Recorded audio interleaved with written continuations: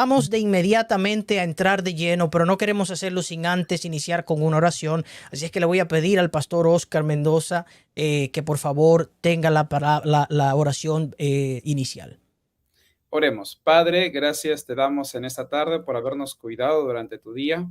Ahora vamos a estudiar tu palabra, nos vamos a centrar en Apocalipsis 15 al 19. Vamos a hablar acerca de las 7 plagas postreras y para ello pedimos la iluminación del buen espíritu. Ayúdanos a entender, a comprender, a interpretar correctamente las escrituras con el propósito de mostrar el mensaje que tú tienes para nosotros el día de hoy. En el nombre del Señor Jesús, amén. Amén. Amén. Gloria a Dios. Querido pastor Delgado, le doy a usted el honor y el privilegio de introducirnos entonces a la segunda parte. Sí, bueno, la semana pasada estuvimos abordando aspectos introductorios respecto al tema de las plagas. Vimos una serie de cosas y me gustaría solo retomar dos en lo que respecta a mi intervención para poder entonces abordar de manera directa ya lo que tiene que ver con los juicios propiamente. Un dato importante es que las 7 plagas revelan algo que estaba escondido en el corazón humano, algo que de pronto no se veía. Y es lo que tiene que ver con el nivel de rebelión, de profunda rebelión que hay en el corazón humano contra Dios en el tiempo del fin.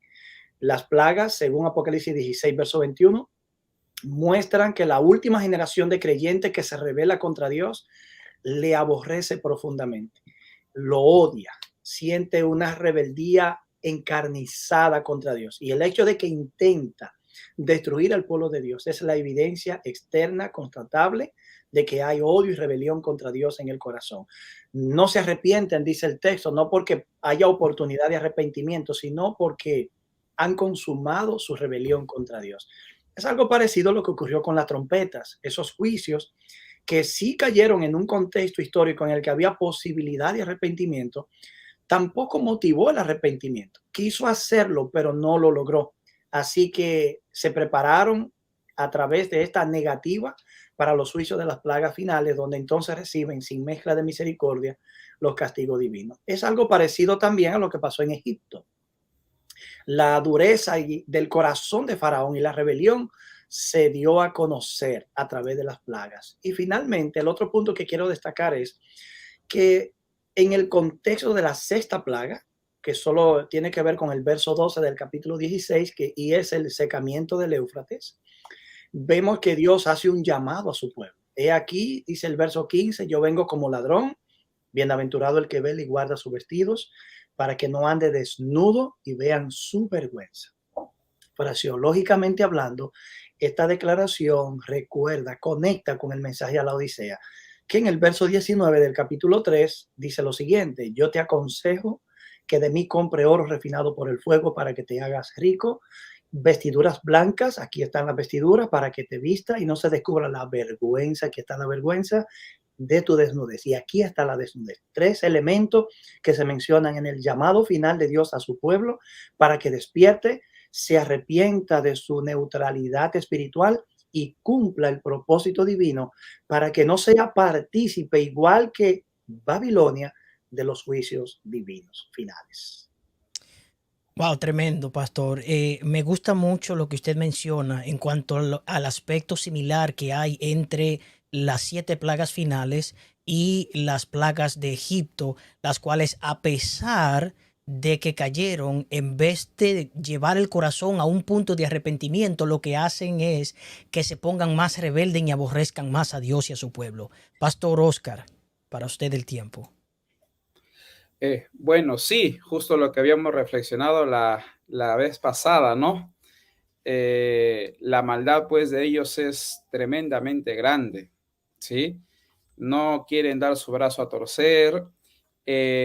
Pareciera que les va a gustar, les va a ser atractivo matar gente, en este caso a los hijos de Dios, porque a pesar del fuerte pregón, de la lluvia tardía, a pesar de todo lo que Dios va a obrar a favor de ellos igual.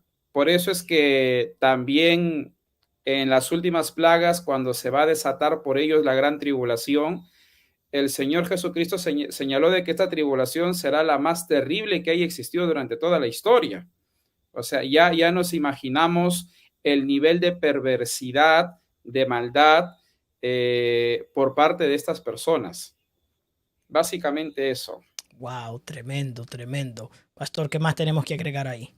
Bueno, haciendo referencia a ese tiempo de gran angustia que menciona Daniel, capítulo 12, y que ya Oscar refirió, es un tiempo de angustia que se vive precisamente después del cierre de gracia. Así que el pueblo de Dios tendrá que lidiar con dos cosas en ese entonces: un problema interno, una lucha con Dios como Jacob la libró durante aquella noche aciaga. Luchan por tener la seguridad del perdón, porque saben que los juicios ya están cayendo, pero también tienen una prueba externa. Luchan con Dios porque quieren ser protegidos y guardados. De hecho, Dios lo está haciendo, pero ellos no es que lo están viviendo así tranquilamente. Ellos están sometidos a lo que se conoce dentro de la teología adventista como el periodo de la angustia de Jacob. Luchan por tener la seguridad, están luchando con Dios. Al mismo tiempo, Dios, así como lo preparó con el sellamiento para ese periodo, ahora lo está preparando para el encuentro con Cristo. Todavía la obra de Dios no ha terminado en ellos.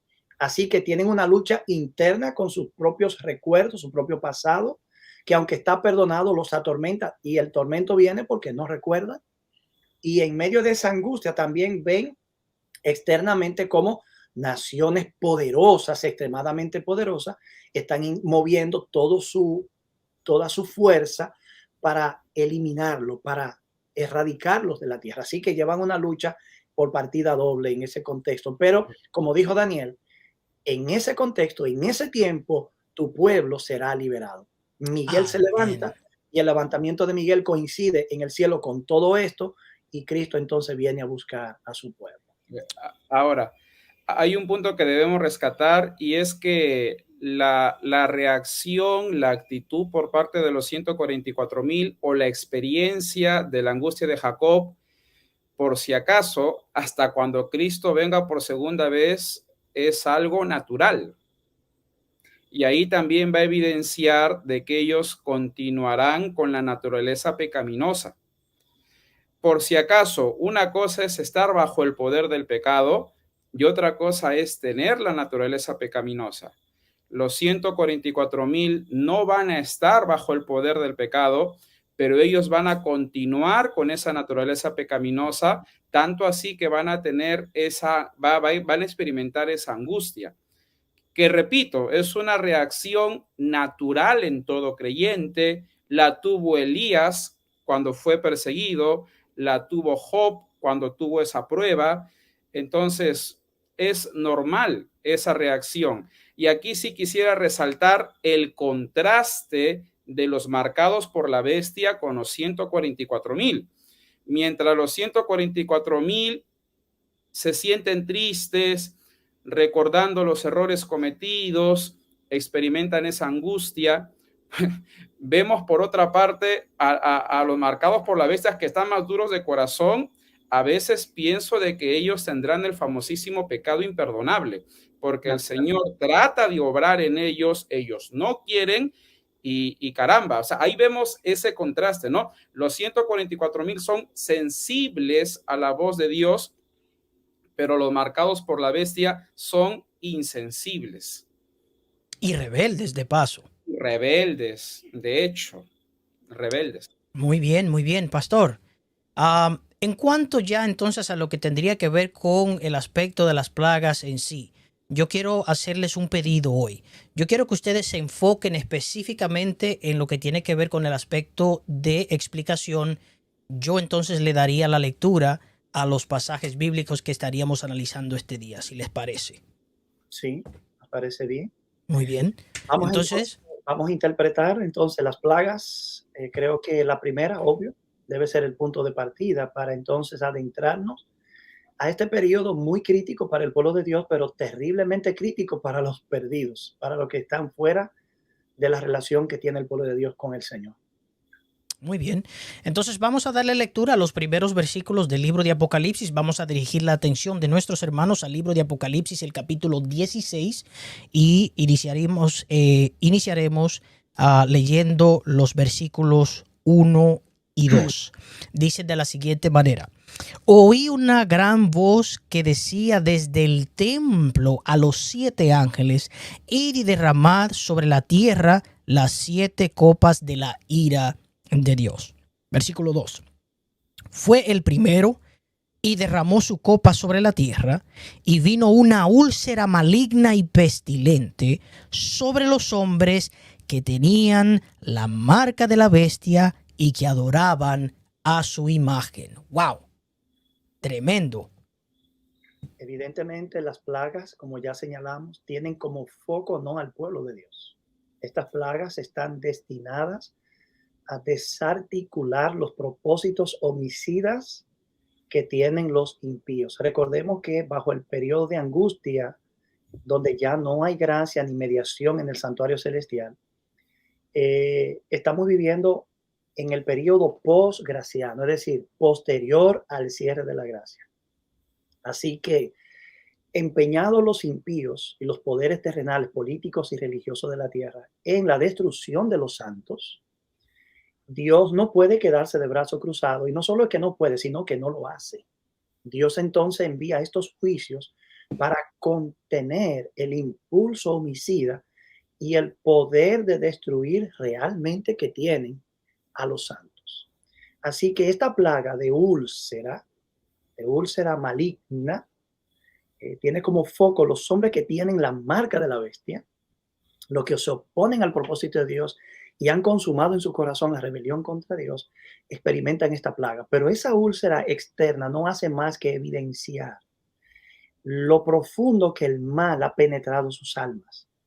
Como decía Wesley Murray hace ya un tiempo, cómo el pecado se instaló en ellos e instaló la hostilidad hacia Dios y también su santidad, que es característico precisamente de la bestia. Así que el espíritu impío, malvado, rebelde de estos hombres que reciben la plaga, lo que hacen es que muestran el carácter del dragón, el carácter de la bestia, y muestran la profundidad del daño espiritual que en su ser interior se produjo. Wow. Ok, mira, interesante lo que comentó Héctor, ¿no? No nos habíamos percatado de ello, ¿no? De que las plagas sirven también para contrarrestar la actitud macabra y asesina por parte de ellos. Y recordemos pues de que gracias a esas plagas es que al final los 144,000 no van a morir. Interesante, sinceramente. O sea, ahí se ve la obra del Espíritu Santo. Ahora, quiero rápidamente señalar, de repente coincidimos, Héctor y Dani, las 4 primeras plagas serían literales. Ese es muy buen aspecto. Ya así va a suceder. Y ya la 5ª, 6ª, 7ª, hay ciertos elementos simbólicos, pero también hay plagas entre esas 3 que serán literales, ¿ya? En el caso de las 4 primeras, van a ser literales, ¿ya? El versículo 1 señala de que oí una voz desde el templo, posiblemente la voz del mismo Dios, ¿ya? Vayan y derramen las plagas. Y la primera plaga, pues, es la de úlcera, ¿no? Se relaciona mucho, por ejemplo, con lo que experimentó Job, ¿ya? Les va a pasar eso a todos los marcados por la bestia. Como han hecho daño a los hijos de Dios, ellos van a terminar sufriendo estas plagas. Y de paso, estas plagas, no hay ningún indicio en Apocalipsis 16, 17, 18, todo parece indicar que estas plagas no van a matar a nadie. O sea, si bien es cierto, ellos van a sufrir, por ejemplo, con la primera plaga y las restantes, simplemente son un castigo, mas no, ellos no van a experimentar la muerte. Creo que, y bueno, resaltar lo que hablamos la semana pasada, los que van a recibir esta plaga, pues van a ser los que tengan la marca de la bestia, ¿no? Amén, amén. Una pregunta a forma de comentario. Yo creo que puedo rescatar de lo que ambos han dicho, de que las primeras 4 plagas son literales.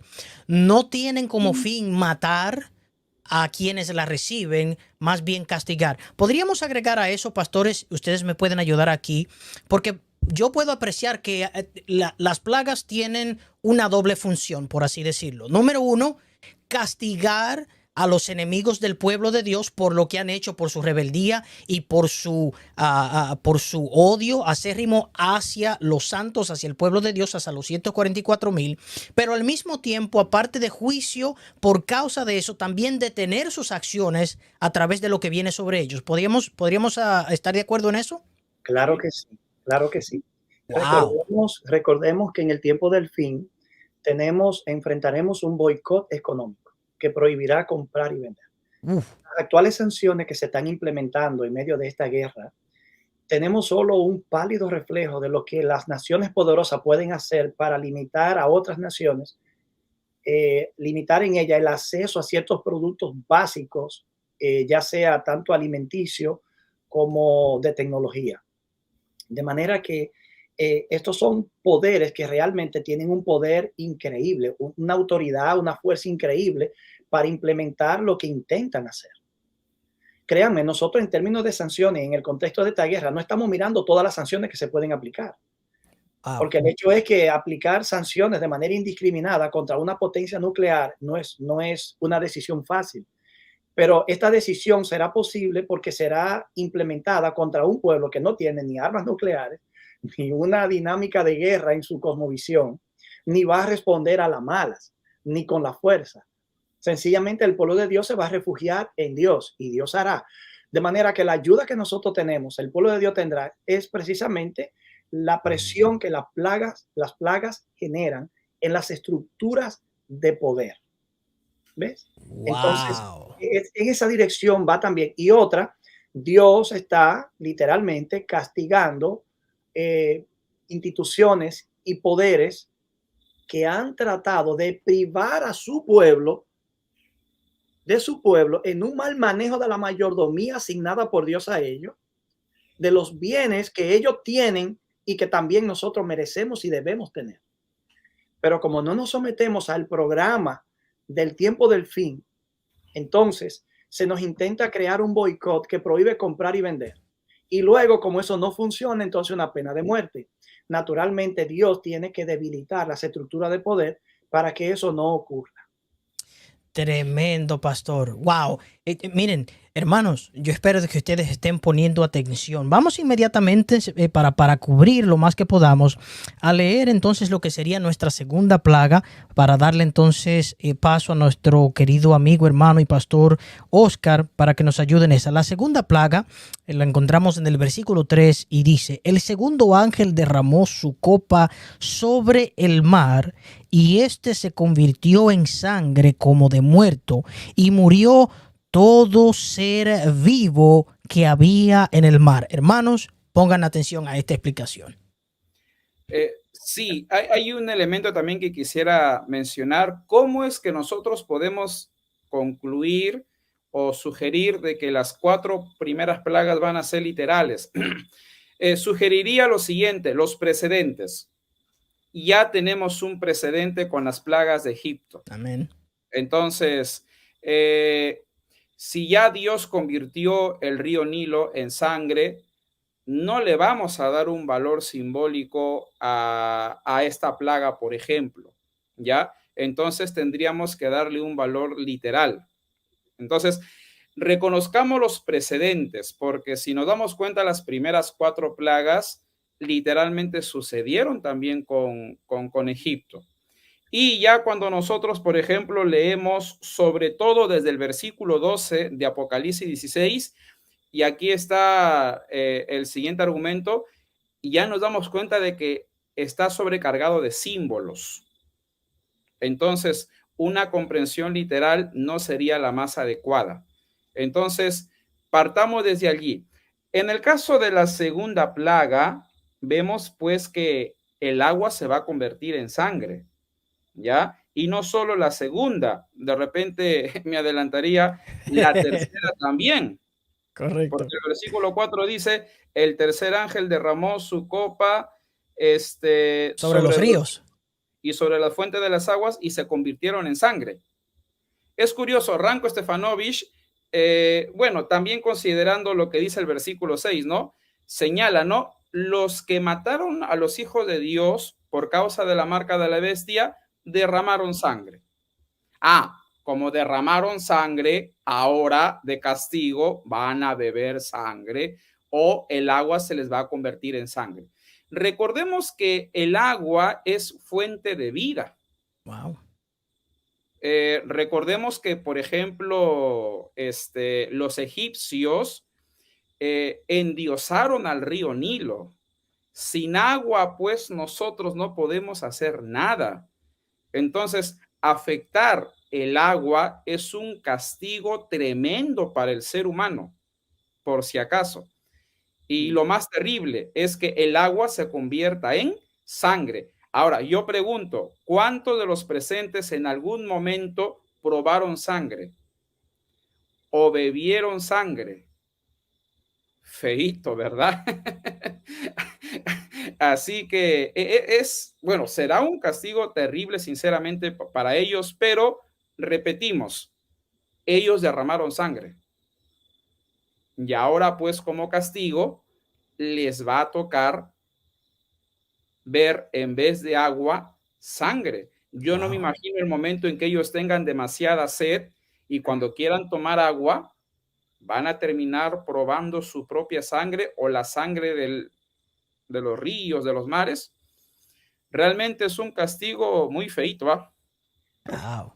Bueno, y peor aún, cuando tú hablas de tomar sangre, quizá existe la posibilidad de que uno, al hacerse una herida, se lleva la herida a la boca y logra palpar el sabor de la sangre. Pero aquí estamos hablando de sangre como de un muerto. Es algo grotesco, es algo hediondo, es un escenario complicado. Dios los está confrontando a ellos con lo que han hecho históricamente y están tratando de hacer, derramar la sangre del pueblo de Dios. Por ejemplo, esto nos recuerda a la primera plaga de Egipto, que convirtió el río en sangre. La primera de la úlcera nos recuerda a la sexta plaga en Egipto, que fue una úlcera, un salpullido. Entonces, de hecho, el libro de sabiduría, que es un libro apócrifo, en el capítulo 11, versos 5 al 6, pues si lo quieren buscar en internet lo van a encontrar, van a ver que ya se creía dentro de los judíos que Dios convirtió el agua del Nilo en sangre, precisamente para confrontar a los egipcios con el derramamiento de la sangre de los niños que ellos estaban matando. Entonces, estamos mirando como un patrón de retribución. De retribución. Ustedes hicieron esto, Dios hace esto. Y con eso Dios retribuye, colocando al culpable en el mismo terreno donde él se ha colocado y ha colocado al pueblo de Dios. Tremendo, entonces, wow. So Dios está pagando a sus enemigos con algo de lo que ellos ya han cometido pecado contra Dios o contra el pueblo. A mí me llama mucho la atención también el hecho que al final del versículo dice, y murió todo ser vivo que había en el mar. Sí. Eso suena interesante, como que va a haber un periodo en donde aparentemente va a haber problemas económicos de alimentación. Bueno, eso elimina los animales, vamos a llamarlo así, los animales marinos, con los cuales posiblemente se abastecen naciones enteras, grupos de naciones enteras. Wow. Que tienen acceso a eso. Y esto nos lleva a nosotros ahora a entender que no estamos hablando de que el mar entero, globalmente, el 70% del líquido que hay en la Tierra se convertirá en sangre. No, está hablando de áreas específicas. Porque recuerden que ya hablamos que no son plagas universales, globales. Algunas están ubicadas geográficamente. Por ejemplo, se recuerda que Babilonia derramó la sangre de los santos, tanto en el capítulo 17, verso 6, como capítulo 18, y si mi mente no me falla, verso 24. Y el ángel mismo expresa en el capítulo 16, en el contexto de la plaga, que como ellos derramaron la sangre de los santos y de los profetas, tú también le has dado a beber sangre. Y oigan cómo el texto termina diciendo, pues se lo merecen. Así que Dios está aquí es retribuyendo y le está dando a los impíos el escenario que se merecen. Y yo quiero ahora aportar un elemento que muy particular mío, si podemos mejorarlo, gloria a Dios. Amén, amén. Vamos a conectar esto con el escenario de boicot económico del capítulo 13. Porque de hecho, Apocalipsis 15, las plagas se edifican sobre Apocalipsis 13 y 14. 12 al 14. Se edifica sobre ese escenario.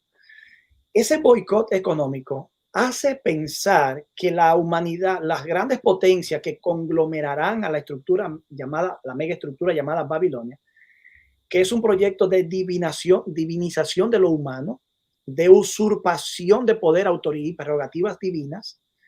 Dios no puede tratar a ese sistema de manera menos directa que cuando trató contra Faraón. Faraón se creía Dios y Dios le dijo, bueno, pues a ti no te voy a confrontar como si fuera un hombre, sino como si fuera un Dios. Y entonces Faraón no pudo hacer nada porque realmente no era Dios. Entonces, en el tiempo del fin, Dios confronta estas estructuras como lo que se creen, por lo que se creen. Se creen con autoridad divina. Bueno, pues vamos a bloquear los medios de recursos. Es como si Dios dijera, ustedes me le quitaron a mis hijos el acceso a los bienes materiales de la tierra. Le prohíben comprar y vender, le cierran el comercio, no le dan empleo, ahora quieren matarlo. Bueno, pues entonces yo le quito a ustedes el medio de sustento. Yo creo que las aguas convertidas en sangre quitan sustento y acceso al agua potable. Una, creo también que afecta áreas específicas del mar y creo que son las áreas por donde se comercializa, por donde el tráfico del comercio global, el cual nos quitó a nosotros ser parte y tener acceso a los bienes. Dios entonces le provoca una situación donde tampoco, si nosotros no tenemos acceso a los recursos, tampoco ellos lo van a disfrutar. Esa es la pregunta que le tengo en ese contexto. Tremendo, tremendo. De modo que va a ser una época difícil. No tener acceso a ciertos, diríamos, a ciertos alimentos o a ciertos artículos de necesidades primordiales va a ser algo difícil.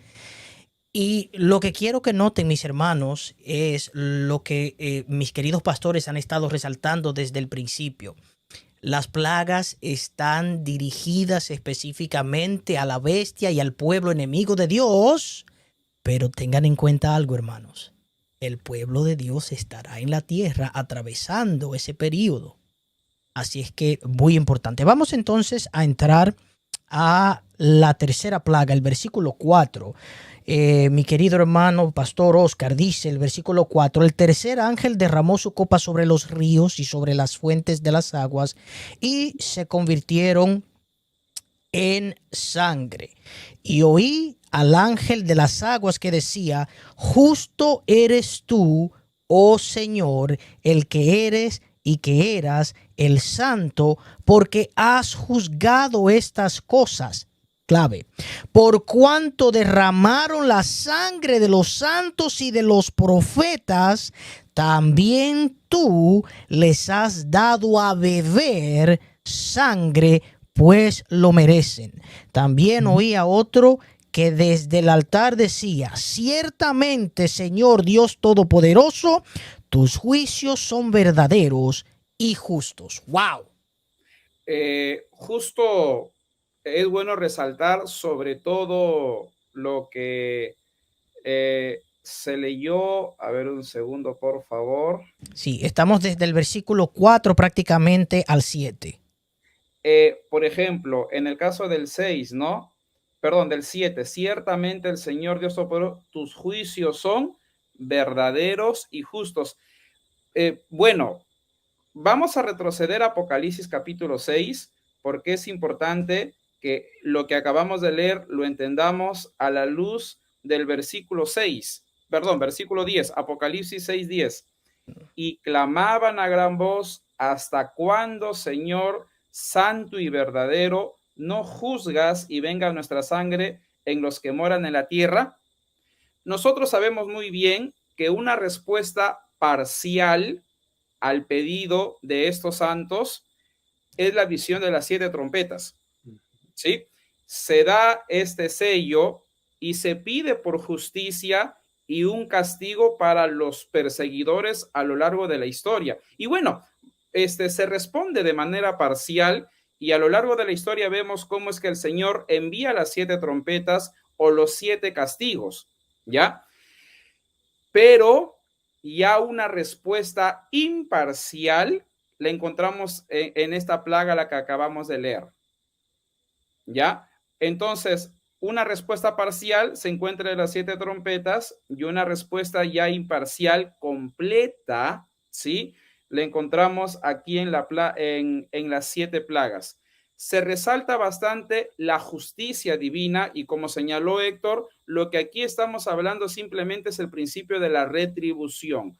Hiciste algo malo, perverso con mis hijos, bueno, ellos son mis hijos, yo soy el padre, ¿ya? Yo soy su Dios, yo reacciono, yo los cuido, así que les toca recibir el castigo. Y ahí se resalta una vez más la justicia divina.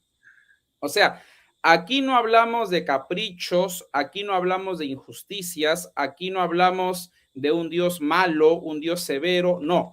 Simplemente aquí vemos a un rey y a un juez que de acuerdo a las acciones de las personas emite justicia. Y me parece que racionalmente hablando no habría ninguna queja. Si yo hice algo malo, en algo tengo que pagar, ¿no? Y eso es lo que nosotros vemos en estos textos. Amén. A mí me llama mucho la atención, Pastor Delgado, lo que dice el versículo 6, porque desde el versículo 4 hasta el 7 se está resaltando la justicia de Dios, pero el versículo 6 nos dice exactamente cuál es la razón por la que esto está pasando con estas personas. Nos dice, por cuanto derramaron la sangre de los santos y de los profetas. O sea que lo que les está pasando a ellos no es puro capricho, como dice el pastor, no es que Dios simplemente quiere ser un Dios sadístico en este caso, sino que está dándole lo que ellos se merecen. Ellos derramaron la sangre de los santos y de los profetas. Por esa razón, también tú les has dado a beber sangre, y dice claramente el versículo, pues lo merecen. No es casualidad que precisamente en el contexto de la manifestación de juicios tan severos, sea precisamente en el que se alabe a Dios por los actos justos que está realizando. Se quiere eliminar toda posibilidad de que se asuma de que Dios es injusto o un Dios caprichoso, iracundo o con trastorno bipolar. Dios no actúa de esa manera. Lo que Él está haciendo es fuerte, pero lo que se sale del lugar no es lo que Dios está haciendo. Dios sencillamente lo que está es retribuyendo lo que se salió del lugar. Wow. A quien se le fue la mano en el tiempo del fin no es a Dios, es a la humanidad. Porque los poderes de la tierra tenían límites obvios establecidos por Dios y los traspasaron todos. Se abrogan autoridad divina y creen que pueden accionar como si fueran Dios, determinando si el pueblo y los justos viven o no. Pero Dios determina todo lo contrario. Así que, como dijo Pablo, es justo que Dios pague con retribución a quienes os atribulan. Wow. Así que no ante nada que no sea coherente en sí mismo. Wow, tremendo, tremendo. Muy bien, entremos entonces a la cuarta. Dice el versículo 8, el cuarto ángel derramó su copa sobre el sol, al cual fue dado quemar a los hombres con fuego. Y los hombres se quemaron con el gran calor. Y aquí viene lo interesante. Y blasfemaron el nombre de Dios que tiene poder sobre estas plagas y no se arrepintieron para darle gloria. Pastor Oscar, eso está sí, fuerte. Bueno, gracias. Pareciera que ya estoy experimentando la cuarta plaga. Estamos charrando un poquito. Bueno, como si yo tuviera la marca de la bestia, ¿no? Qué bueno que no nos toca, ¿verdad que no? Como dicen en Dominicana, te libre Dios mío. Bueno, aquí también hablamos de una plaga literal. Se va a elevar la temperatura, así como aquí, ¿ya? Van a sentir el calor y ojo, es feito, ¿eh? Es feito, sinceramente, estar achicharrándose. Pero aquí yo sí quisiera resaltar lo siguiente. De tal palo, tal astilla. Nosotros vamos a Apocalipsis capítulo 13, versículo 5, versículo 6. Leemos el versículo 12. ¿Y quién es el que más blasfema? Es el anticristo. Es la bestia que sube del mar. Correcto. Entonces, en el Apocalipsis, el anticristo es el más en cuanto a blasfemar. Y aquí vemos a los marcados por la bestia, a los seguidores del anticristo, blasfemar. Me parece de que ya es una mala costumbre, ¿sí? El hecho por parte de ellos de blasfemar. Así que el hecho de que aquí veamos a los que están experimentando el calor ya del sol, no nos debería sorprender, porque ya es una costumbre por parte de ellos. Y bueno, el Señor termina castigándolos y ellos, en vez de reaccionar, ¿no? Se supone que si hay algo malo que estamos experimentando, por lo general suele pasar, decimos, Diosito, perdóname, ¿no? O sea, Wow. nos pasa algo malo y mucha gente hoy en día, inclusive personas no cristianas, reaccionan y dicen, Diosito, años que no clamo a ti, pero ahora sí que tengo problemas, clamo a ti. Pero esta gente no hace eso, ¿ya? Esta gente no hace eso.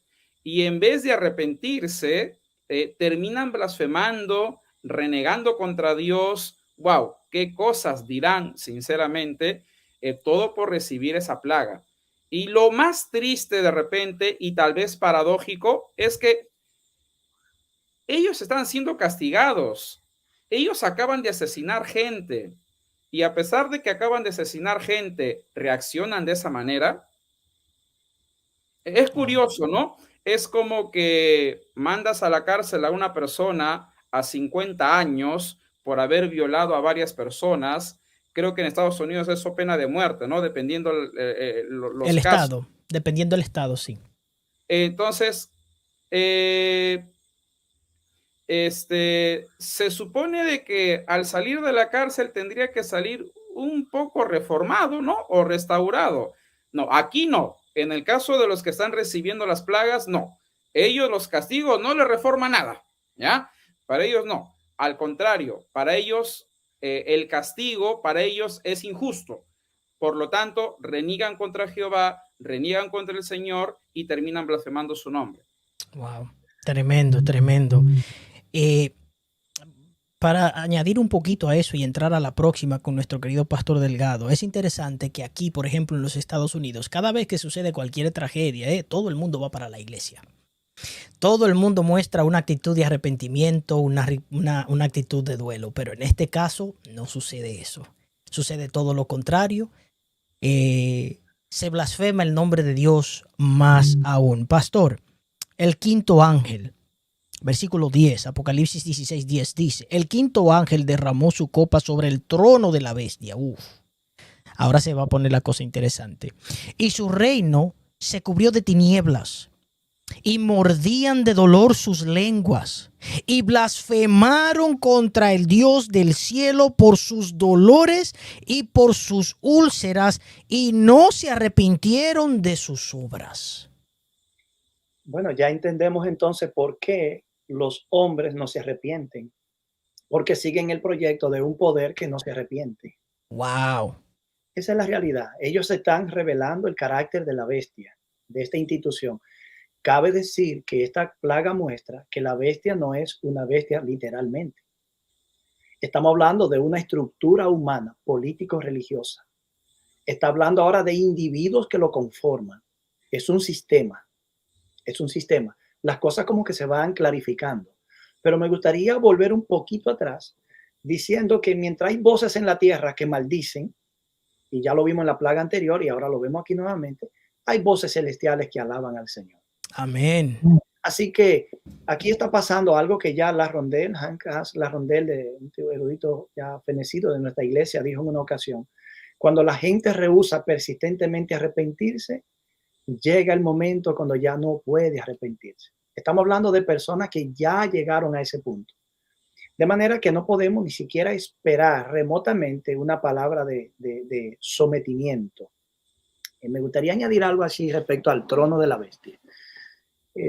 Esta plaga, de hecho, evoca o recuerda la 9ª plaga en Egipto, que fue una plaga de tinieblas, tanto que se podía palpar, dice el texto allí. Fue algo terrible. Y eso crea un nivel de angustia psicológico, emocional, porque evidentemente no solo eso, sino está acompañado del presentimiento de lo peor, de lo peor. Y esta gente ya no tiene dentro de sí la contención del Espíritu Santo. Por lo tanto, Dios lo ha abandonado a su suerte. Y todos los temores que ahora, cuando hacemos el mal, no sentimos en total profundidad, este grupo de impíos lo estará experimentando. Pero mirando ahí el tema del trono de la bestia, diríamos que una de dos: o se ve de manera local geográficamente, o se puede entender como el dominio universal que alcanzó a tener la bestia. Si este es el caso, que no tiene que ser así necesariamente, esta plaga abarca todo el ámbito global, que es donde el proyecto de dominación de la bestia a través de la imagen de la bestia se concretizó. Pero si es local, entonces está atacando el centro neurálgico de poder, de donde sale el empuje perseguidor de este poder, que de hecho, según Apocalipsis 17, cuando resurge es por poco tiempo, pero empuja con toda su fuerza, uniéndose ya al proyecto de la bestia que sale de la tierra, que está en pleno dominio y hablando ya como dragón. Wow. Entonces, esta es una plaga adecuada. Tinieblas, ¿por qué tinieblas? Porque han rechazado a la luz de la vida, han rechazado la luz verdadera y amaron más las tinieblas que la luz. Bueno, pues Dios los retribuye. Quieren tinieblas, es lo que han vivido, es lo que quieren seguir haciendo, ahí tienen las tinieblas.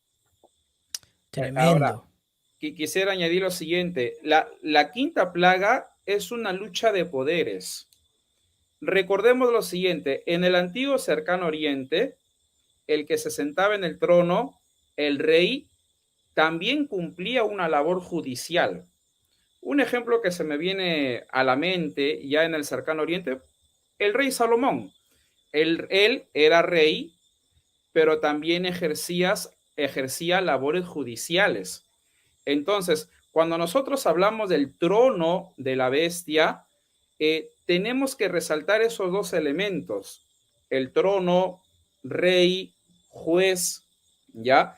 Es como que en la quinta plaga Dios está diciendo: por si acaso, mi querido anticristo, el rey soy yo, aquí el juez soy yo. Y me parece de que también la quinta plaga está dirigida a Satanás, en el sentido, no estoy diciendo que Satanás la va a recibir, por si acaso, sino en el hecho de que es un golpe a Satanás, porque Satanás es el que le da autoridad a la bestia, según Apocalipsis capítulo 13. Entonces, es curioso, las plagas vienen desde el trono de Dios, y aquí en la quinta plaga es trono versus trono, ¿no? El trono de Dios versus el trono de la bestia. Aquí vemos claramente cómo es que nuestro creador impone, por lo que él es, ya, su autoridad, y les dice: por si acaso, el que manda aquí, el rey de reyes, el juez, ya, soy yo. Así que por favor, ubíquense, ¿ya? Ubíquense. Y prueba de ello es que mande esa plaga de la densa oscuridad, y al final aquellos que habían confiado en el anticristo que había confiado en Satanás, no pueden hacer nada. ¿Ya? ¿Por qué? Porque hay un gobernante mayor al anticristo, hay un gobernante mayor a Satanás, que es nuestro Dios y el que tiene el control de todo. Hay un rey y soberano que establece su autoridad por sobre todos los reinos. Muy, muy buena observación. Yo añado ahí de manera rápida el hecho de que, bueno, el versículo dice que el quinto ángel derramó su copa sobre el trono de la bestia, y agrega de paso, como dijo el pastor Delgado, su reino, el reino. De modo que está dirigido a todo ese sistema que ha recibido la autoridad de Satanás. Como dijo el pastor Oscar, entonces ustedes se creen reyes, se creen dioses, han querido limitar a mi pueblo, han querido matarlo, los han perseguido, les han quitado ciertos recursos de sobrevivencia, han querido engañarlos con las mentiras, con la mentira satánica, por así decirlo. Ok, entonces ahora yo les voy a mostrar a ustedes lo que les corresponde. Muy bien, entremos entonces a la sexta plaga. Versículo 12 nos dice, Pastor Héctor, el sexto ángel derramó su copa sobre el gran río Éufrates. Aquí viene, hermanos, pongan atención porque yo sé que el sábado pasado estaban preguntando sobre esto y lo vamos a tratar ahora. El sexto ángel derramó su copa sobre el gran río Éufrates y el agua de este se secó para que estuviese preparado el camino a los reyes del oriente. Y vi salir de la boca del dragón y de la boca de la bestia y de la boca del falso profeta 3 espíritus inmundos a maneras de ranas, pues son espíritus de demonios que hacen señales y van a los reyes de la tierra en todo el mundo para reunirlos a la batalla de aquel gran día del Dios Todopoderoso. He aquí, yo vengo como ladrón. Bienaventurado el que vela y guarda sus ropas para que no ande desnudo y vean su vergüenza. Y los reunió en el lugar que en hebreo se llama Armagedón. Mucho para desatar aquí, para discernir. Hay demasiados nudos que desatar. Vamos a empezar con algo fundamental. El Éufrates es el río de Babilonia. De manera que aunque Babilonia no se menciona de manera explícita, sí está incluida en la referencia al río. Porque si las aguas que sustentan la vida de Babilonia se secan, entonces eso implica que el objetivo no es el río propiamente, sino Babilonia. Es para provocar la caída de Babilonia. En el Antiguo Testamento, el secamiento de las aguas del Éufrates anticipan o presagian la caída de Babilonia. Así que esta plaga, aunque hace referencia al Éufrates, basado en la figura de Sinecto, que se está hablando de Babilonia, es decir, se habla del todo por una de sus partes. Este río sustenta a Babilonia, Dios va a secarlo para afectar a Babilonia. Ese es el foco. Y la séptima plaga precisamente le da el golpe final a Babilonia. Y es posible porque el río se ha secado. Me gustaría añadir un elemento importante antes de que Oscar aporte algunos elementos interpretativos, que actualmente el Éufrates se está secando. Una persona me escribe recientemente y me dice que si esto tiene relación con las profecías. Yo le dije, bueno, si tiene relación con las plagas, hace tiempo que la gracia se cerró. Y si es así, solo estamos a ley de que la séptima caiga para que Cristo aparezca. Entonces, si eso es así, valga la redundancia, nosotros estamos en un gran apuro si no estamos preparados, pero será un momento glorioso si estamos en lo correcto. Wow. Bueno, el Éufrates no solo se está secando. CNN en el 20 de agosto del 2022 publicó un artículo, igual que la BBC y otras agencias noticiosas importantes, hablando de que la falta de lluvia y las olas de calor implacables, esa como por ejemplo que está afectando a Oscar ahora, están secando ríos en Estados Unidos, Europa, Asia y Medio Oriente. Muchos se están reduciendo a lo largo y a lo ancho de todo el curso. Algunos ríos están tan secos que se han vuelto prácticamente intransitables. Si esto continúa, vamos a experimentar una crisis alimentaria peor que la que esta guerra está produciendo. Esto es un escenario feo. Algunos ríos de estos, por ejemplo, son el Rin, que comienza en los Alpes suizos, fluye a través de Alemania a los Países Bajos. Wow. El Yangtze en Asia, el Po en Italia, el Loira en Francia, el Danubio en Europa Oriental, el río Colorado en Estados Unidos. Así que el secamiento del Éufrates literalmente ahora no tiene nada que ver con las profecías de Apocalipsis. Ya retomaremos algunos argumentos más adelante. En otras palabras, pastor, rapidito, el secamiento del río literal no tiene nada que ver con el hecho profético que encontramos en Apocalipsis 16 en referencia a la sexta plaga. Así es. A ver, ya comenzamos con el lenguaje figurado, principalmente en la sexta y en la séptima, aunque en la séptima hay algunos elementos que considero que serían literales. Pero vamos acá a la sexta. Recordemos lo que hablamos la semana pasada. Las 7 plagas de Apocalipsis 16 tienen como referencia Génesis 1 y 2, Éxodo 7 al 12 y también Daniel capítulo 5. Ya, la sexta plaga se basa bastante, o sea, para entender la sexta plaga tenemos que sí o sí, eso es obligatorio, recurrir a Daniel capítulo 5. sí o sí. A ver, vamos a recordar Daniel capítulo 5. ¿Qué ocurrió? Estaba como corregente Belsasar, Nabonido estaba en otro lugar, y justo en ese día arman un banquete, se arma la fiesta, ¿ya? Pero sin que ellos se den cuenta, ¿qué hace Ciro y Darío? Ellos habían planificado invadir la ciudad de Babilonia. Ellos vienen del oriente de Babilonia, ¿ya? Y se ingeniaron en qué? En cambiar el cauce del río Éufrates. Wow. Como ya dijo Héctor, Babilonia dependía del río Éufrates. O sea, Babilonia sin el río Éufrates no eran nada, ¿ya? Y bueno, gracias a ese cambio ya que hizo Ciro, es que logran ingresar a la ciudad de Babilonia. Y recordemos que Babilonia era una ciudad recontramurallada. Era imposible que ingresen destruyendo o intentando destruir las murallas. La cosa que estos reyes del oriente, Darío y Ciro, vienen, cambian el cauce del río Éufrates, ellos logran ingresar a Babilonia y terminan invadiendo Babilonia. Y valgan verdades, como varios eruditos han señalado, la invasión a Babilonia por parte de Ciro y Darío fue muy fácil. O sea, el imperio poderoso llamado Babilonia fue invadido en una sola noche y de manera fácil. ¿Ya? Ya. Lo que pasó en Daniel capítulo 5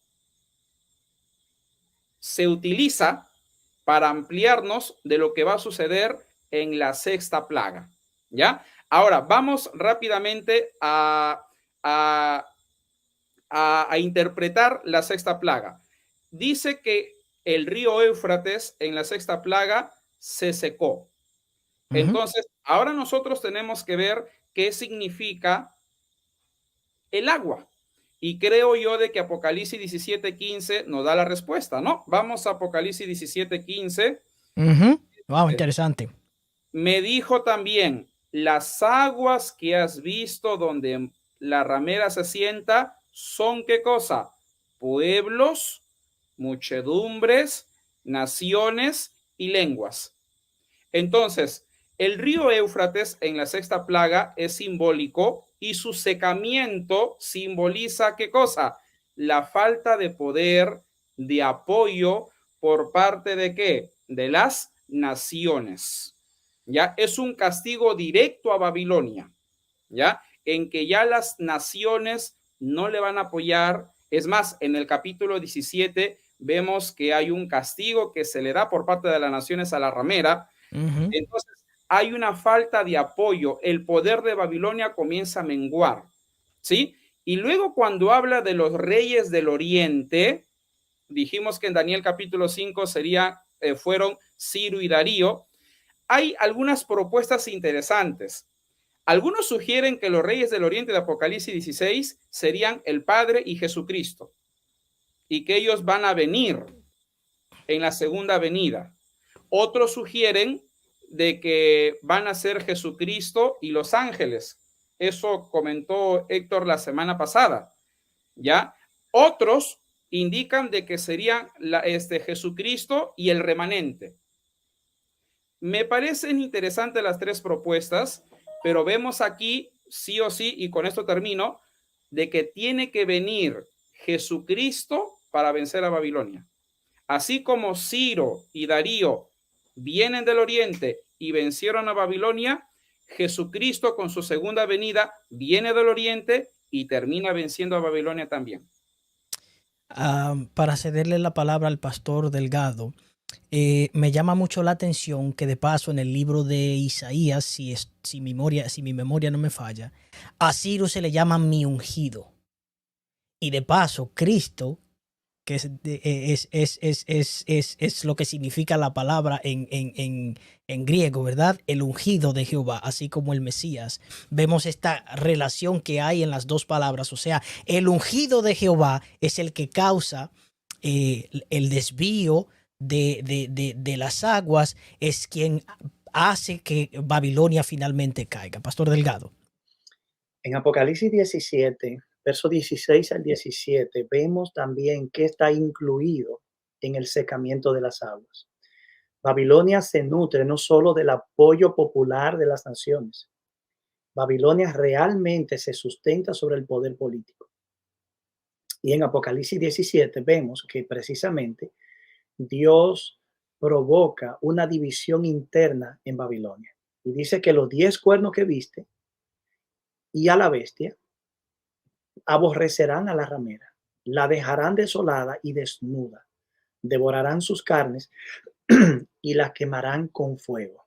Dice el verso siguiente que esto está en armonía con lo que Dios se propuso hacer. Así que Dios ha permitido que estos poderes de manera confabulada y amalgamada se hayan puesto de acuerdo, pero en definitiva, el poder de Dios que contiene el avance del mal en un momento se retira. Y una vez se retira, ya nada detiene las divisiones internas de las estructuras de poder, las luchas intestinas por el control. Y ante este escenario de confusión, también los poderes políticos que de pronto apoyaron a este proyecto de Babilonia, viendo ante las anteriores plagas que están siendo desmantelados, está puesto en riesgo todo, entran en un estado de pánico colectivo que lleva a esta división interna y esta fractura. Me gustaría también añadir que esta destrucción se produce antes de la segunda venida. Oscar dijo que Jesús viene, pero cuando Jesús viene, lo que produce es la muerte literal de los malvados a través de la manifestación de su gloria. Pero a través de estas divisiones internas, Dios desmantela y divide, debilita. Y la séptima plaga desmantela totalmente todo lo que queda de pie, como lo veremos más adelante. Así que la segunda venida de Cristo viene al rescate porque así los reyes del Oriente, que en este caso, como dijo Oscar sabiamente, están asociados a Cristo. Así que el ejército que viene del Oriente es Cristo, que precisamente viene del Oriente y viene con el ejército de todos sus santos ángeles para rescatar a su pueblo y con la manifestación de su gloria destruir. El capítulo 19 habla de que él con la espada de su boca destruirá los poderes opositores. Así que la muerte física es el último acto del drama de este proceso de desmantelamiento y destrucción que Dios ha empezado de las fuerzas del mal, tanto política como religiosa corrompida. Wow, tremendo. Una preguntita entonces para tocar otro aspecto de manera rápida que tenemos que abarcar aquí. Entonces, el hecho simbólicamente de que el río Éufrates se seque es un símbolo del retiro de los poderes que le dan el sostén a Babilonia, ¿correcto? Así es. Amén, gloria a Dios. Bueno, vamos a repetirlo de otra manera, Dani. Perfecto. El agua se seca. Babilonia depende para su sustento del agua. La Babilonia apocalíptica depende del apoyo del mundo, de las naciones, de todas las estructuras, tanto sociales como religiosas, que se le unen, como políticas. Así que al provocarse una fractura intestina interna en estas estructuras, Babilonia pierde todo aquello que le permite sustentarse y hacerse poderosa o desarrollar su proyecto de usurpación o predominio religioso en el tiempo del fin. Amén. ¿Qué les parece si brevemente, para que nos dé el tiempo y podamos abarcar la séptima y última plaga, qué me pueden ustedes decir de la frase que se encuentra en los versículos 13 y 14, que nos dice: y vi salir de la boca del dragón, de la boca de la bestia y de la boca del falso profeta 3 espíritus inmundos a manera de ranas, pues son espíritus de demonios que hacen señales y van a los reyes de la tierra en todo el mundo para reunirlos a la batalla de aquel gran día del Dios Todopoderoso. Ok, bueno, tanto en Egipto, en el mundo antiguo, como en Israel, se asociaban a las ranas con demonios. Por eso es que ahí señala pues 3 espíritus a manera de ranas. Esta es la famosísima, ya varios teólogos lo han señalado, a pesar de que hay algunos que están en desacuerdo, pero igual lo menciono, la famosísima Trinidad satánica. Recordemos que siempre Satanás ha tratado de falsificar, ¿verdad? Bueno, aquí en el versículo 14 se está mencionando en el versículo 13, perdón, a la Trinidad satánica. Y ahí se presentan símbolos, ¿no? El dragón, la boca de la bestia, que en este caso sería la bestia que sube del mar, y también el falso profeta. Serían 3, ¿ya? Por las características que se presentan del falso profeta con la bestia que sube de la tierra, que son semejantes, el falso profeta viene a ser la misma bestia que sube de la tierra, 2 imágenes distintas representando a la misma realidad. Ahora, ¿qué simboliza en este caso el dragón? Varios teólogos sugieren de que representaría al espiritismo. Hay algunos que recomiendan que representa al paganismo, pero me parece que siendo más específicos, representa al espiritismo.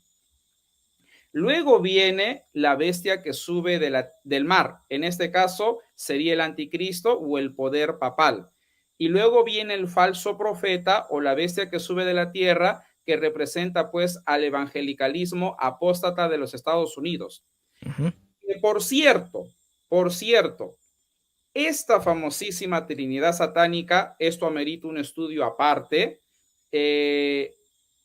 representan Babilonia, ¿ya? Recordemos que Babilonia es un símbolo que representa un sistema político religioso. ¿Y quiénes conforman este sistema político religioso cristiano, por supuesto? Precisamente esta Trinidad satánica, ¿ya? Entonces, Babilonia apocalíptica lo conforma el espiritismo, el papado y el evangelicalismo apóstata de los Estados Unidos. Ellos son los que van a la lucha, a la guerra, ¿no? De lo que ya vamos a hablar en breve, que sería el famosísimo Armagedón. Amén, amén. Bien, como tenemos poco tiempo ya, no sé si el pastor Delgado quiere tocar algo rapidito para entonces entrar en la interpretación de la 7ª plaga. Está en mute, pastor. Hay un mensaje interesante aquí en este asunto de las ranas. Es interesante recordar que precisamente el truco, vamos a decirlo de esta manera, el truco mágico de las ranas fue el último engaño con el que los magos pudieron influir sobre Faraón y persuadirlo para oponerse a Dios y para que no tomara en serio el mensaje que estaba dando su siervo Moisés. Extrapolando esa realidad, parece ser que estas ranas enfatizan la actividad demoníaca o el último engaño que Satanás pondrá en marcha para forzar a los habitantes de la tierra y a los poderes políticos para engañarlos, embaucarlos, para que no hagan caso al mensaje del remanente, que a través del mensaje de los 3 ángeles está moviéndose como contrapartida de la actividad de los 3 espíritus inmundos a manera de rana. Pero es todo un tema, como dijo Oscar, ya lo vamos a comprometer ya para la próxima. Vamos a fijar la fecha en un futuro cuando ustedes tengan más tiempo. Abarcando en eso para entrar entonces a la próxima interpretación. El versículo 14, pastor, nos los dice claramente, dice, pues son espíritus de demonios. ¿Cuál es su función? Que hacen señales. ¿Para qué? Y van a los reyes de la tierra y a todo el mundo. ¿Para qué? Para engañarlos y reunirlos a la batalla de aquel gran día del Dios Todopoderoso. ¡Wow! Tremendo. Muy bien. Entremos entonces a la interpretación de la 7ª plaga. Versículos 17 en adelante nos dicen: el 7º ángel derramó su copa por el aire y salió una gran voz del templo del cielo, del trono, diciendo: hecho está. Entonces hubo relámpagos y voces y truenos y un gran temblor de tierra, un terremoto tan grande cual no lo hubo jamás desde que los hombres han estado sobre la tierra. Y la gran ciudad fue dividida en 3 partes, y las ciudades de las naciones cayeron, y la gran Babilonia vino en memoria delante de Dios para darle el cáliz del vino del ardor de su ira. Y toda isla huyó, y los montes no fueron hallados. y cayó del cielo sobre los hombres un enorme granizo como del peso de un talento, y los hombres blasfemaron contra Dios por la plaga del granizo, porque su plaga fue sobremanera grande. Wow, llegamos a la etapa final. Llegamos a la etapa final. Muy bien. ¿Quién quiere iniciar en este caso? Voy a dejar abierto. Bueno, algunos elementos nomás para considerar. El doctor Eckhard Müller, por ejemplo, uno de los argumentos que él presenta para señalar que Babilonia está conformado por 3 poderes es la división que recibe Babilonia en la 7ª plaga, ¿no? Dice de que Babilonia fue dividida en ¿cuántas partes? 3. En 3. Interesante. Aquí vemos que en la 7ª plaga ya hay elementos, sugiero, elementos simbólicos y también literales. ¿Qué elementos o castigos literales creo yo que está? Por ejemplo, considero de que el granizo va a ser literal. Considero también que el tremendo terremoto también va a ser literal, pero también considero de que hay ciertos elementos simbólicos. Si Babilonia es simbólica, ya es más, tan es simbólica Babilonia que a Babilonia se la presenta como ciudad y como mujer. Entonces, si a Babilonia se la presenta como ciudad y como mujer, es simbólica, por supuesto, y creo yo de que esa división en 3 partes también, pues, uno, se amplía más el hecho de que llega a ser dividida y su poder cae, ¿ya? Pero también se presenta en un lenguaje simbólico. Aquí vemos ya, como señaló Héctor hace unos momentos, vemos ya el castigo final, ¿no? Para Babilonia, que por supuesto llega a ser ampliado en los capítulos 17 y 18. Wow, tremendo, pastor. Bueno, es interesante que 3 partes son precisamente las que conforman a Babilonia como megaestructura. Esto implica que la unión que se produce en el tiempo del fin y que da como resultado esta megaestructura, valga la redundancia, queda totalmente desmantelada. Es interesante que Babilonia no aparece en el juicio final. No aparece y debería estar allí. Es que no hay un juicio final para Babilonia, propiamente como tal, como figura simbólica en Apocalipsis. El juicio de Babilonia está en el capítulo 17 y 18. Y cuando queda destruida, ese es el juicio de Dios para Babilonia como entidad estructurada. Lo que va al juicio son las entidades que le conformaron, las naciones, los reyes, el dragón, el falso profeta, porque fue lo que conformó esa estructura. Eso es algo ya para alimentar otras ideas, pero Babilonia aquí cae. Y cuando ella cae, el texto dice que las ciudades de las naciones también cayeron. Indica que así como Babilonia simbólicamente es una ciudad que cae, los poderes que le acompañaron también son ciudades que caen juntamente con él. Cuando hablamos de la gran Babilonia, la gran ciudad Babilonia, no solo es una contraparte de la ciudad celestial en Apocalipsis, es la gran Babilonia de Daniel, que llena de orgullo se ufana por haber sido construida por el poder humano. O por lo menos es lo que Babilonia cree, que tiene poder porque lo ha cultivado por sí mismo. Pero realmente son manos no humanas las que le han dado el poder. Y sabemos que Apocalipsis 13 es el dragón que le da poder y autoridad. Entonces, la caída de Babilonia precisamente es lo que Dios tiene, lo que Dios perseguía, lo que Dios estaba propiciando, el foco, el punto culminante hacia donde las plagas se dirigían. Iban en un constante increciendo hasta que finalmente logran el objetivo que tenían, desmantelar a Babilonia. En 3 partes porque era lo que le conformaba. Y este terremoto precisamente, lo que vimos ahora en Turquía y Siria, nos dice a nosotros que un terremoto de esa magnitud es capaz de destruir toda una nación. Lo que se ve en términos armamenticios en Ucrania, lo vemos tirado al suelo a través de un fenómeno natural aquí. Ese terremoto va a destruir todas las estructuras donde se montó y de donde se ejecutó el proyecto de eliminación del pueblo de Dios. Wow. Podríamos decir entonces, pastor, que la gran Babilonia, la gran ciudad, en sentido simbólico, podríamos decir que en realidad representa todo el sistema estructurado de Babilonia, todo el sistema del falso sistema de adoración y por lo demás.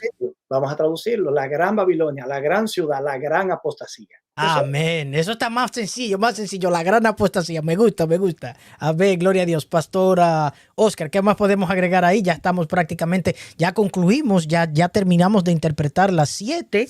Así es que de aquí en adelante no vamos a tener tiempo. No sé si ustedes quieren, pero no creo que vamos a tener tiempo para algunas preguntas. Pero yo creo, hermanos, si ustedes están claros, por favor, escríbanlo en el chat. Diga, estamos claros. Yo sé de antemano que la pregunta que más me vino a la mente o más fue dirigida a mí del tema pasado fue sobre el río Éufrates. Ya analizamos lo que eso implica. Otro aspecto interesante que analizamos es que las 4 primeras plagas son literales, hay aspectos literales y simbólicos en los demás. Algunas son dirigidas directamente al pueblo enemigo, otras son dirigidas específicamente a Babilonia y al sistema. Y vemos que en esta última plaga está dirigida específicamente, dijimos, a Babilonia. Voy a leer de manera rápida. El 7º ángel derramó su copa por el aire y salió una gran voz del templo y del trono diciendo que hecho está. Entonces hubo relámpagos, voces y truenos, que de paso, cuando hay voces, relámpagos y truenos, podemos observar en la Biblia que está relacionado con la presencia de Dios. Y un gran temblor de tierra, un terremoto tan grande cual no lo hubo jamás desde que los hombres han estado sobre la tierra. Y vemos el aspecto que se menciona después, pero obviamente tiene que pasar antes, una gran lluvia de un granizo de un tamaño gigantesco, del tamaño o del peso de un talento. ¿Qué más podemos agregar aquí, mis queridos pastores?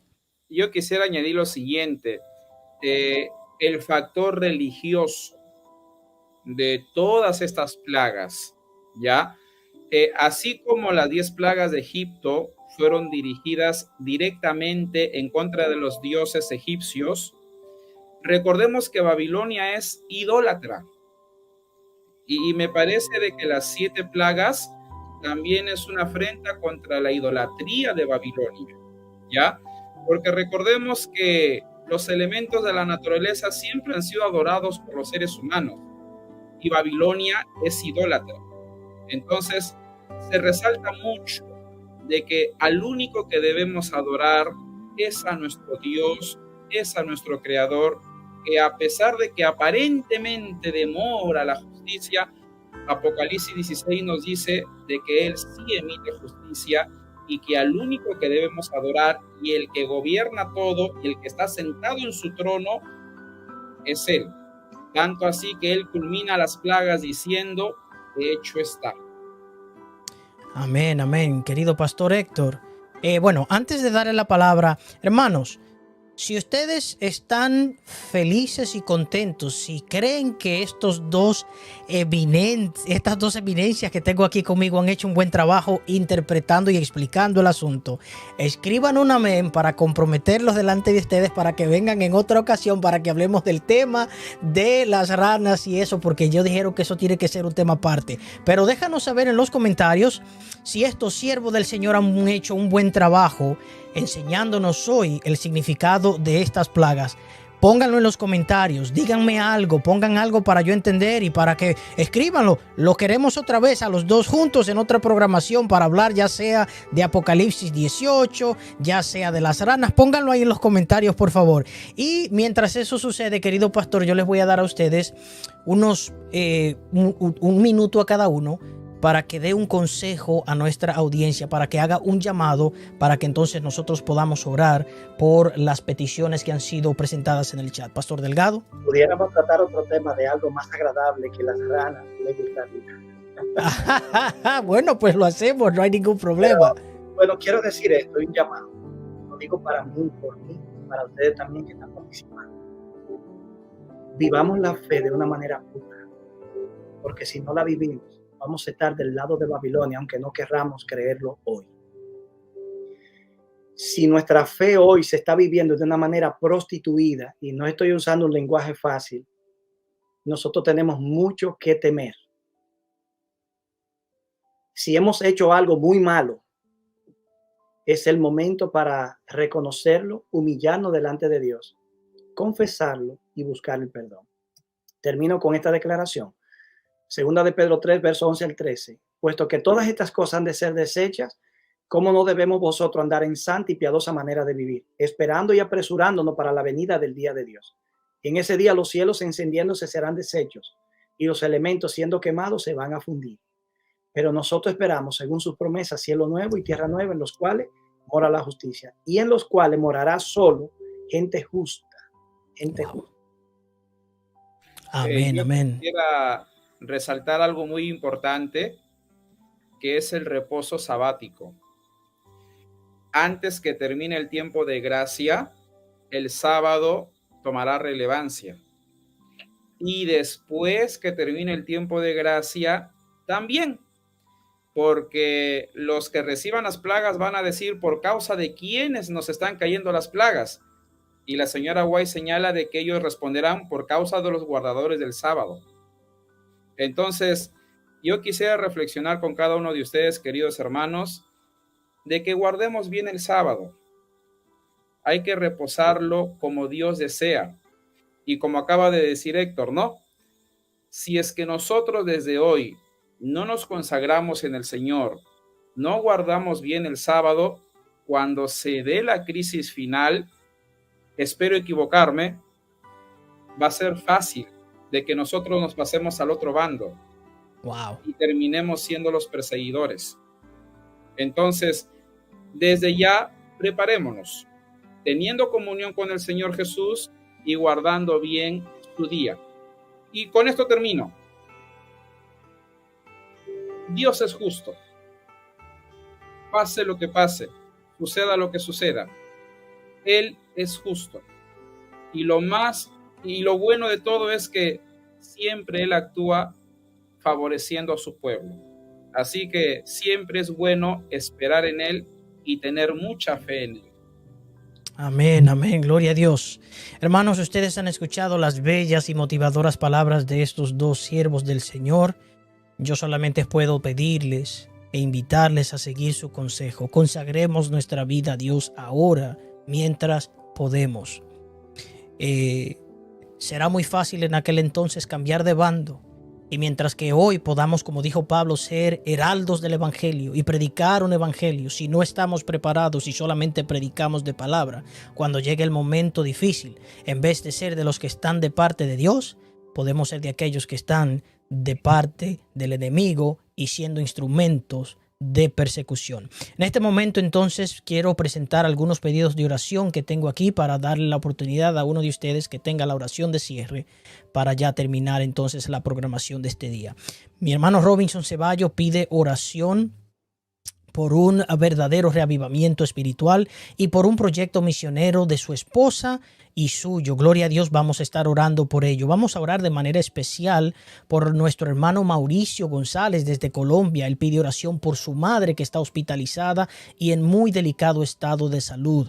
Vamos a estar orando por ello, mi querido hermano, mi hermano Mauricio. María López Lovera pide oración por la salud del hermano, de la esposa del hermano Julián, nuestra hermana Daisy, y vamos a estar orando por ella. Ella es una hermana de mi iglesia, pastores, que hace unos cuantos días sufrió un derrame, pero para honra y gloria de Dios está estable, está bien, ya está hablando y puede moverse sorprendentemente como si no hubiese ocurrido absolutamente nada. El nombre de Dios ha sido glorificado poderosamente en mi querida hermana.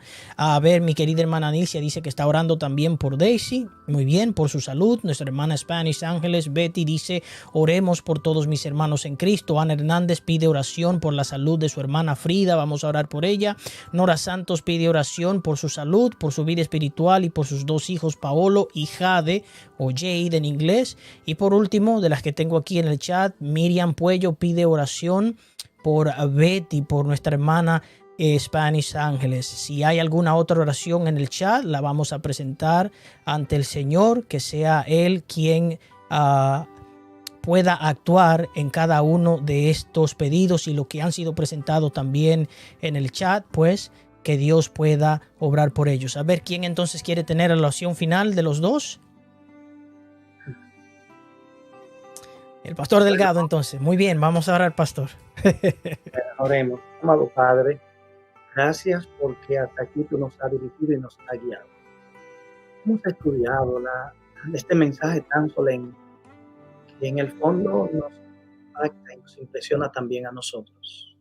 Incluso a veces entenderlo más que cualquier otro en ciertas ocasiones nos hace más responsables delante de ti.